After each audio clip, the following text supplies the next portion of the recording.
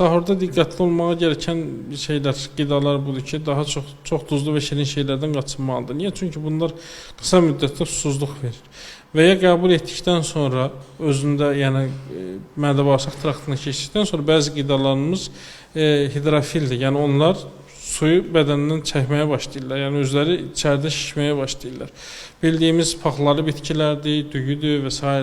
Bu qidalar yəni çox qəbul olunduqda içəridə bunlar özünü bədənin mayesini alıb, yəni həzmini rahatlaşdırmaq üçün insanı susuz buraxa bilir, çətinləşdirə bilir. Çox duzlu və şirin şeylər, sözsüz ki, hər kəs bunun praktikasını yaşamış haldadır.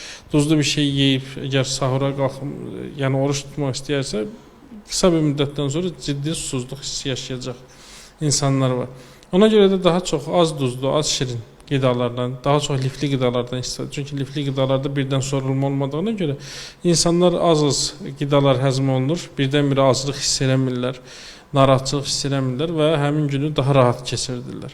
Qaldı ki, iftarda nə yemək? İftarda biz istər-istəməz 17-18 saat aclıq keçirən bir insanın qarşısına hər cürə nazlı neməti qoyduğumuz zaman onun süfrəyə saldırması, belə deyək, hücum çəkməsi bu normal bir şey kimi qəbul olunur. Amma əgər bir insan yüngül bir şey yedikdən sonra, deyək ki, orucunu açdı, su ilə, xurma ilə üzərindən bir su yeyib, 20 dəqiqə fasilə verib, başqa bir işlə məşğul olsa, artıq onun doyma refleksi gələcək.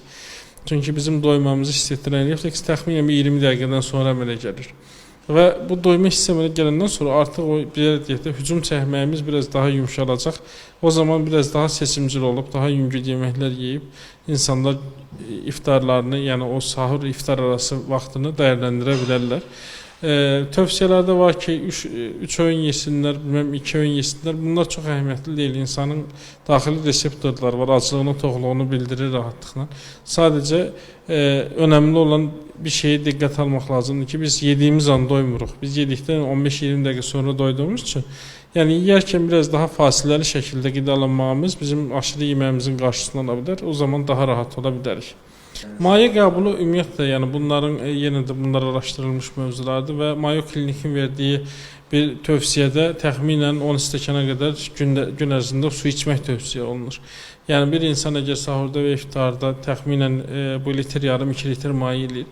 Əgər litr yarım 2 litr maye qəbul edə bilirsə, bu insanın həmin günü rahat keçirməsi üçün və heç bir fəsadsız keçirməsi üçün kifayət edə bilir. Bugün bir yəni kiçik də olsa bir ajitaj var ki, insanlarda, yəni mütləq elə qidalanmalısan ki, heç bir problem yaranmasın. Yəni fiziologiyada məlumdur ki, yəni bu araşdırılmış mövzulardır ki, insanlar günlərlə az və susuz qala bilir və bunlar onun səhhətinə heç bir problem əmələ gətirmir. Sözsüz ki, bu sağlam insanlar üçün keçərlidir. Şəkər xəstələrinin ümumiyyətlə bir mənalı şəkildə oruç tutmamaqları tövsiyə olunur. Tipindən asılı olmayaraq insulin alınır, tabletka ilə idarə edir, fərqi yoxdur.